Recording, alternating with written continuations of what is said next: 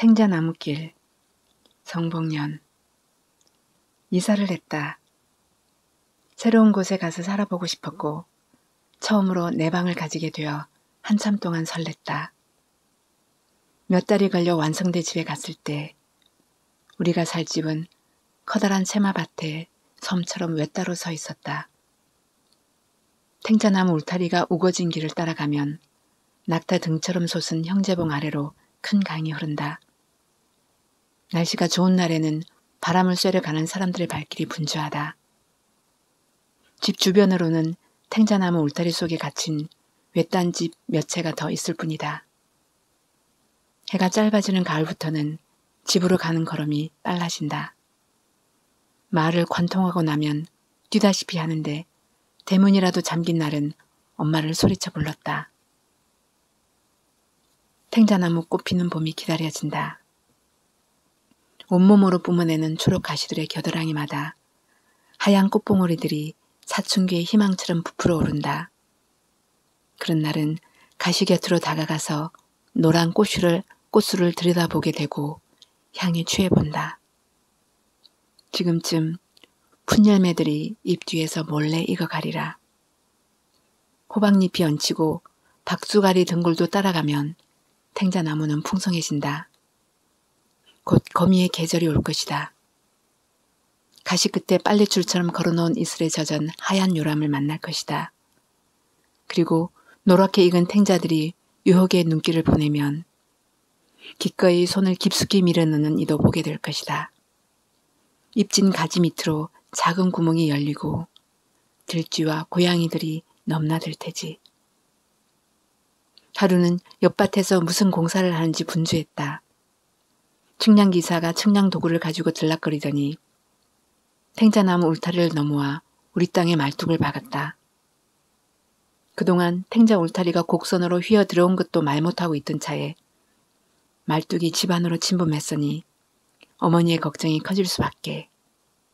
무슨 일이냐고 물어도 모른다고 하면서 자기들 일만 하고 돌아갔다. 아버지는 먼 곳으로 출퇴근하시다 보니 자연히 어머니가 관공서를 드나들고 옆집 땅 주인과 다투는 날이 많아졌다. 그때 어머니는 법적으로 해보자고 나서며 박아 나가려는 말뚝과 곡괭이 앞에서 꼼짝도 않았다. 저렇게 강한 어머니의 모습을 본 적이 없는 우리들은 일이 잘 되기만 기원했다. 가만히 당할 수만 없는 일이었다. 애초부터 많은 문제가 있던 땅을 사촌 오빠의 간청으로 사들인 터라 신경 쓰이는 일이 잦았다. 앞집은 우리 땅보다 지대가 높았는데 툭하면 흙을 울타리 밑으로 밀어넣는 바람에 말뚝이 기울어지고 우리 밭으로 흙이 넘어왔다. 경로당에서도 탱자나무 길을 넓혀달라며 왕복 차선을 요구했다. 길을 내어준 터라 이미 난 길은 막을 수 없지만 더 이상 양보할 수는 없었다. 어느 때는 한전에서 전신줄을 탱자나무 안쪽에 세우려고 했다. 아무런 예고도 없이 시작하였기에 기가 막힐 노릇이다. 어머니가 집을 비우지 못하는 것도 언제 무슨 일이 일어날지 모르기 때문이라고 하신다. 땅을 사가는 것도 아니고 여자라고 우습게 여기 함부로 대하던 사람들이 한 발 물러서기까지 어머니는 오로지 탱자나무 가시처럼 맞섰다. 그 무렵 어머니는 무척 단호했고 치열하게 싸운 끝에 어려운 일들을 풀어갔다.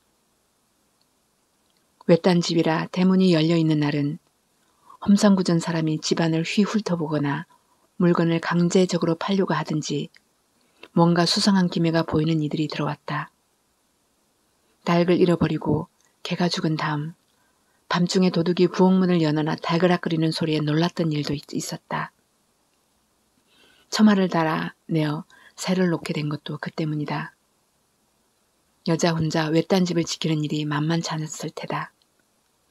어머니는 딸들이 모두 귀가할 때까지 신경을 써야 하니 온통 가시를 내뿜을 수밖에 없었으리라. 탱자나무는 온몸에 가시가 돋쳐 있어서 사뭇 적대적이다. 탱자를 따려고 손을 밀어넣었다가 호되게 당해본 사람들은 안다. 핥히고 찔린 곳에서 피가 나고 생채기에 남은 딱지가 한참 간다는 것을. 그러니 서리꾼들이나 짐승들도 함부로 덤비지 못하게 생울타리로 심어졌을 테다. 어릴 때 예수의 머리를 감싸고 있는 가시는 탱자나무라고 믿었다. 그 아픔이 몸서리치게 끔찍하게 전해왔다. 우리를 불쌍히 여겨 저렇게 아픈 것을 견디는 거라는 말에 슬펐다. 온몸으로 가정과 자식을 지키는 어머니의 모습과 닮았다. 그 집에서 우리들은 자랐고 결혼도 했다. 그 울타리 안에서 탱자 열매처럼 익어간 것이다.